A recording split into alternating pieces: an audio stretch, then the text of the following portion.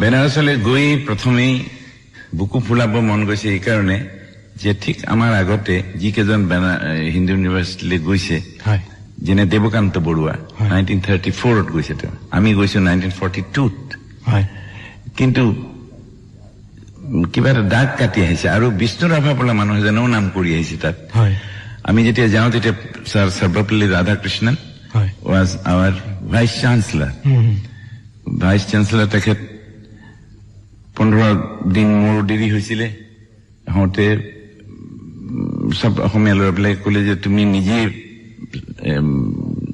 ৰাধাকৃষ্ণন চাহাবক যদি কোৱা তেতিয়া হেৰি হ'ব পাৰে, নহ'লে মোৰ ফিৰি আহিবলৈও পইচা নাইতো, দিগদাৰী আছিল।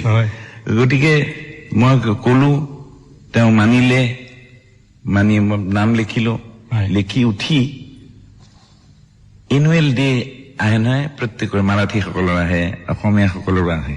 এই অসম এছ'চিয়েশ্যনটো বেনাৰসৰ ইমান নামী হৈ উঠিছে কিহৰ কাৰণে জানানে? কিছুদিন আগতে বিষ্ণুপ্ৰসাদ ৰাভা আহিছিল তালৈ,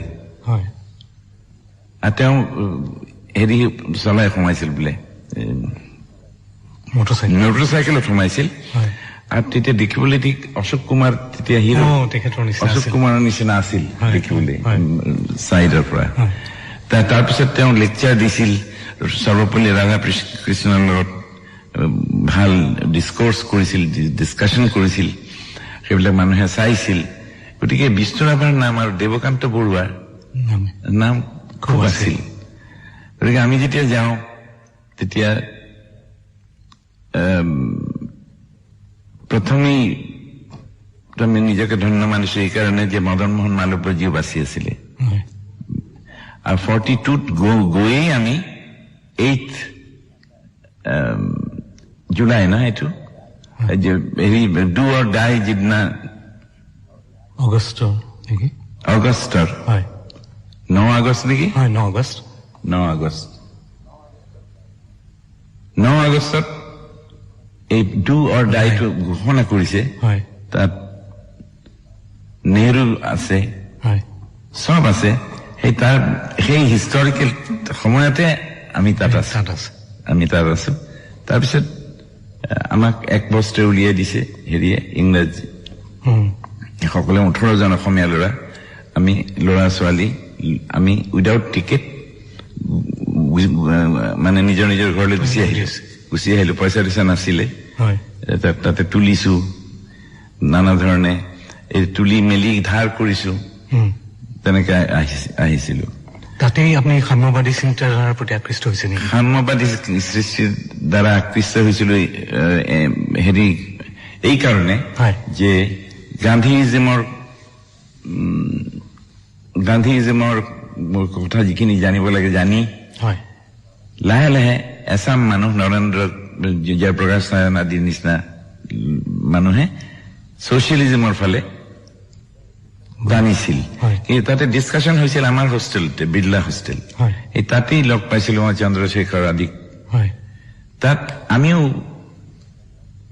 বিশ্বৰাভাৰ খ্ৰীষ্টান নহয় জানো, গতিকে অলপ অলপ বামপন্থী আছিলেই, চিন্তাধাৰা আছিলেই।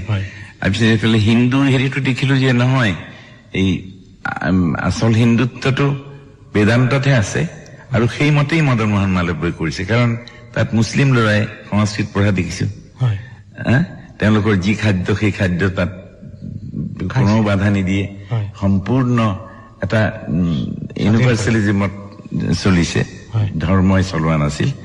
আৰু খুব ভাল, যেতিয়াই হেৰিয়ে কয়, হেৰি সোধে মদন মোহন মালব্যক যে মই ICS বনাবৰ কাৰণে মোৰ ইউনিভাৰ্চিটিটো কৰা নাই, সেইটো এইবিলাক এলাহাবাদ আছে। বেনাৰস ইউনিভাৰ্চিটি হ'ল বিশ্বৰ ডাঙৰ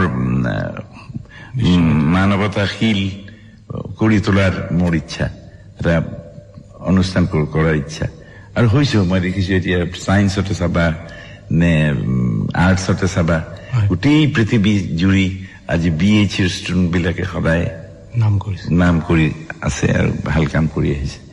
আৰু সেইবিলাক শিকিছো বেনাৰসত। আৰু গানৰ ফালৰ পৰা মোক প্ৰথম মই সুবিধা পাইছো, তাত সংগীত ভৱন আছিল।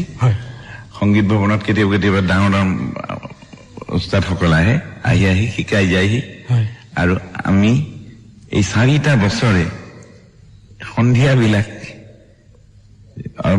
আবেলি ফুৰি আহি পেলাই গংগাৰ পৰা ফুৰি আহি এই তাত বহোঁ তালৈ যাওঁ তাত হাৰমনিয়াম আছে হয় তাত এজনে শিক্ষা দিয়ে গতিকে ফাণ্ডামেণ্টেলছ এই 4 বছৰত কাণখনো ভাল হ'ল কাৰণ 7 টকা দি পেলাই মই প্ৰয়াগ সন্মিলনৰ সদস্য হৈছিলো মানে ভলেণ্টিয়াৰ হয় আৰু কাশী সংগীত বিদ্যালয় নহয় কনফাৰেন্সৰ হয় কনফাৰেন্স বুলি কয় আমাৰ এই কেতিয়াবা কেতিয়াবা মই দাঙি আনিছো যে ভূপেন এই অনুখেলালজন নাই হীৰাবাই বৰতকৰ বহি আছে কান্তি মহাৰাজো অহা নাই চাচোন মই একা লৈ পেলাই একা এখন ভাড়া কৰি বিচাৰি ফুৰিব বোলে ক'ৰবাৰ পৰা কোনোবা গলিৰ পৰা লৈ আহোঁ সেইটো মানে ভলেণ্টিয়াৰ আৰু তেনেকে কিন্তু মই সান্নিধ্য পাইছিলো আৰ্টিষ্টসকলৰ আৰু ৰাগ বিলাকৰ পাইছিলো কাণখন ভাল কৰিছিলো বিছমিল্লা খানৰ বাহিৰত গৈ পেলাই ঘৰৰ বাহিৰত গৈ ৰাতিপুৱা গুচি যাওঁ চাইকেল চলাই তেওঁৰ ৰিহাৰ্চেল বিলাক শুনিবলৈ গতিকে তেনেকে ইয়াৰ পৰা বহুত আপুনি শিকিছে কম্পোজাৰ হ'ব নোৱাৰিলোহেঁতেন যদি মই বেছ হিন্দুস্তানী সংগীতত যদি নহয় তেতিয়াহ'লে ইম্পচিবল ক্ৰিয়েটিভ সুৰ দিয়া যিমানেই বেচা যাওক মুৰ্গীৰ নিচিনা ভজা মুৰ্গীৰ নিচিনা যদি বচা যায় that doesn't mean anything একো